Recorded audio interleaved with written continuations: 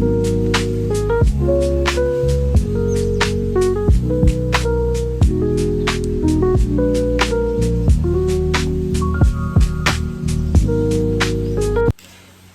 Friends, नमस्ते जी। आप लोग कैसे हैं? स्वस्थ होंगे, मस्त होंगे और कुछ घूम रहे घुमा रहे होंगे, ट्रैवलिंग कर रहे होंगे क्योंकि अभी वेकेशन है जी। लेकिन फ्रेंड्स, साथ ही में ट्रैवलिंग करते समय हमें कौन कौन सी बातों की विशेष सावधानी रखनी चाहिए, इस पर चलिए करती हूँ बात। ऐसे समय में जब एक कपल जो कि इंदौर का था, राजा और सोनम, जी हाँ, अपनी मैरिज के बाद में हनीमून मनाने के लिए शिलोंग जाते हैं। पहले कामाख्या देवी जाते हैं, वहाँ पर उनको मोटिवेशन मिलता है कि आपको शिलोंग जरूर जाना चाहिए। शिलोंग बहुत ही सुंदर जगह है और इसी वजह से वो लोग शिलोंग घूमने की योजना बनाते हैं। और वहाँ जो होता है वो बहुत ही एक, ये मानिए, दर्द भरी कहानी है, दर्द भरी बातें हैं।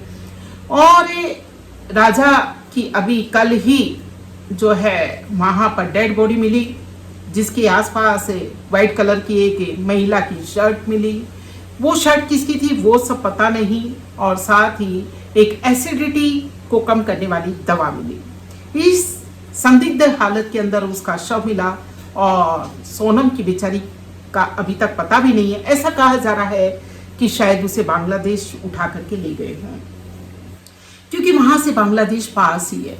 तो देखिए फ्रेंड्स, फिलहाल अगर आप ट्रैवलिंग कर रहे हैं तो वास्तव में बहुत सतर्क होकर के कीजिए, बहुत सावधान होकर के कीजिए। हम लोग भी देखिए, पहलगांव में हमने यात्रा की थी तो कितना कुछ बीता था हम पर। ये आप हमारे पिछले वीडियो के अंदर देख सकते हैं कि कितना हम लोगों को परेशानी हुई थी पहलगांव के अंदर। लेकिन फिर भी चलिए, आज हम आपके साथ हैं, आज हम आपके सामने हैं। ये सब मैं ये मानती हूँ कि हमारे पूर्व जन्मों के अच्छे कर्मों का फल होगा और साथ ही आप लोगों की दुआओं का फल होगा कि हम आपके सामने हैं जी। लेकिन फिर भी ऐसा तो नहीं है कि हम ट्रैवलिंग करना बिल्कुल ही बंद कर दें या घर से निकलना ही बंद कर दें। लेकिन कुछ बातें हैं जिनको हम विशेष रूप से सावधान रहें तो इस तरह की जो ये आजकल हो रहा है उसको थोड़ा सा विराम भी नहीं मिलेगा, विराम भी नहीं लगेगा, तो कम से कम ऐसी घटनाएं कम होंगी। देखिए फ्रेंड्स, से पहले तो मैं यही कहूँ कि हर आदमी घूमने का शौकीन हो गया है, क्योंकि पहले तो रिश्ते नाते इतने करीब होते थे कि हाँ, अपने रिश्तेदार के यहाँ चले जाते थे। हमें याद है कि एक एक महीने हम लोग अपने मामा के यहाँ चले जाते थे, एक महीने से भी ऊपर, 2-2 महीने मामा के यहाँ रह लेते थे।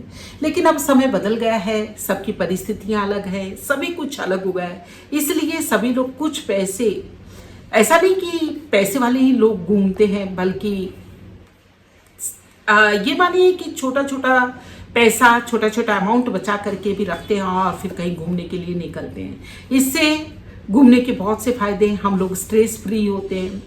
वर्ष भर मान लीजिए आपने काम किया, थोड़ा सा तनाव है, दबाव है, तो अगर आप बाहर निकलते हैं तो आप थोड़ा सा स्ट्रेस फ्री होते हैं।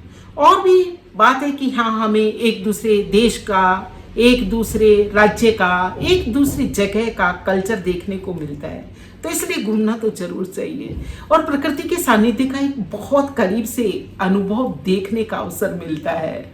और साथ ही साथ में ये कहिए कि अगर आप थोड़े से तनाव मुक्त होना चाहते हैं तब भी आपको घूमना चाहिए। जी हाँ, इसके लिए चाहे आपको ऐसा क्यों ना सुनना पड़े कि पाँव में चक्कर है, जैसा कि मेरे घर वाले कह देते हैं। हाँ, एक जगह जाती हूँ, थोड़े से दिन रुकती हूँ, चुपचाप खामोशी के साथ अपना काम सेट करती हूँ, घर में बजट सेट करती हूँ और फिर घूमने के लिए निकल पड़ती हूँ। लेकिन फ्रेंड्स, से आप लोगों को मैं सावधान कर रही हूँ कि इन बातों का जरूर, आप अगर एक ट्रैवलर हैं तो ध्यान जरूर जरूर रखिए। चलिए आज अभी उसी पर चर्चा कर लेते हैं। एक तो मैंने अपने अनुभव से ये सीखा कि आप ग्रुप में जाइए, जितना बड़ा ग्रुप हो उतना अच्छा है। बहुत बड़ा ग्रुप का मतलब यहाँ मेरा उद्देश्य है 100-150 या 80 आदमियों से नहीं, कम से कम आप 15-20 तो हों कि कोई भी समस्या, देखिए कोई भी अगर अटैक होता है ना तो कब होता है, जब आप अकेले होते हैं। कोई भी किसी भी तरह की कोई भी हादसा होता है तो तब ज़्यादा चांस बढ़ जाते हैं जब आप अकेले होते हैं या 4 जने होते हैं, लेकिन अच्छा बड़ा ग्रुप हो, आपका 15-20 जनों का ग्रुप हो, तो इस तरह के जो हादसे होने वाले होते हैं उनसे आप बच सकते हैं, क्योंकि वहां पर एक जने का माइंड काम नहीं करता, बल्कि कई जनों का माइंड काम करता है। सब लोग अपने अपने हिसाब से सावधान करते हैं। मान लीजिए, आप छोड़िए सब घटनाओं को, उन सब घटनाओं को जो इतनी बड़ी बड़ी हो जाती हैं, उनको श्रद्धांजलि है, लेकिन फिर भी मैं ये कहूँगी कि हाँ, जो हुआ वो बहुत गलत हुआ। और सोनम जी का तो अभी तक अता पता ही नहीं है कि बेचारे कहाँ होंगे, और एक महिला होने के नाते मुझे तो बहुत दर्द हो रहा है, बहुत फील हो रहा है। लेकिन साथ ही मैं ये कह रही हूँ कि आप सोलो ट्रैवलर बिल्कुल मत बनिए। अकेले तो भाई घूमने जाने का आजकल मौका ही नहीं है, क्योंकि कहीं आप ज़्यादा भी नहीं होगे तो ठगे ही जाओगे। लेकिन जब आप कई जनों का ग्रुप होता है तो आपको सावधान करते रहते हैं। हाँ, अपने ग्रुप को एक बार जरूर तलाश लें कि आपके ग्रुप में कौन कौन से व्यक्ति हैं, किस टाइप के हैं, पॉजिटिव रहने वाले हैं, एक अच्छी सोच वाले हैं। अगर संभव हो सके तो किसी धार्मिक संस्था के व्यक्तियों के साथ जाइए, तो उससे एक आपको बल भी मिलेगा, शक्ति भी मिलेगी। और साथ ही एक से ख्यालात के व्यक्ति होंगे ना, एक से मत पर चलने वाले होंगे, तो किसी प्रकार का कोई विरोधाभास ही नहीं होगा। आपस में एक दूसरे को समझ करके चलेंगे। तो ये बातें थी ट्रैवलिंग की। और फिर आप सावधान रहें, सावचेत रहें, विशेष रूप से अलर्ट रहें, क्योंकि अभी समय बहुत विकारों का है, बहुत गंदगी का है, चारों तरफ है। ये मानिए कि जहाँ अच्छाई जीवित है कुछ व्यक्तियों में, वहाँ गंदगियाँ ज़्यादा हैं। तो इसलिए आप अनजाने व्यक्तियों पर बिल्कुल भी विश्वास ना करें। आप भावनाओं को नियंत्रित करके चलिए बाहर जाए तो। ऐसा नहीं कि हाँ, आपने कहीं भी किसी पर भी विश्वास किया और आप ऐसा माने कि हाँ, अमुक व्यक्ति सही है। एक बार की घटना, चलिए मैं अब इसी बात में चलते चलते कर लेती हूँ बात फ्रेंड से। आपको लगेगा कि ऐसा भी होता है कि हाँ, हम लोग नेपाल जा रहे थे, एक छोटी सी चीटिंग हो गई थी। नेपाल से गोरखपुर पहले आता है। गोरखपुर में कोई एक व्यक्ति आता है, फर्स्ट क्लास डिब्बे की बात बता रही हूँ, जहाँ लोग कहते हैं ट्रेन के अंदर कोई चीटिंग नहीं होती, वहाँ की मैं बात बता रही हूँ क्या चीटिंग हुई। देखिए, एक व्यक्ति आता है यूनिफॉर्म पहनने में, अटेंडेंट बन करके, और वो ब्लैंकेट वगैरह सेट करता है सब ऊपर वाली बर्थ पर, तो साथ ही साथ में, और उधर जाता है इधर आता है, उधर जाता है इधर आता है, ऐसा लग रहा था। और हम लोगों से पूछा कि आपके पास में कोई कमी तो नहीं, ब्लैंकेट और बेडशीट्स वगैरह सब कुछ है। हमने कहा हाँ ठीक है, एवरीथिंग इज ओके, ठीक, यूनिफॉर्म में था। अब हम लोगों ने विश्वास कर लिया। वो पूछता है कि कुछ पैसे छुट्टे हैं क्या। अब पास वाले ने वही है कि हाँ ग्रुप था, तो देखिए 2-3 ने मना किया कि आप कोई चक्कर में मत पड़ो छुट्टी देने से, लेकिन फिर भी एक सिस्टर ने उनको दे दिए।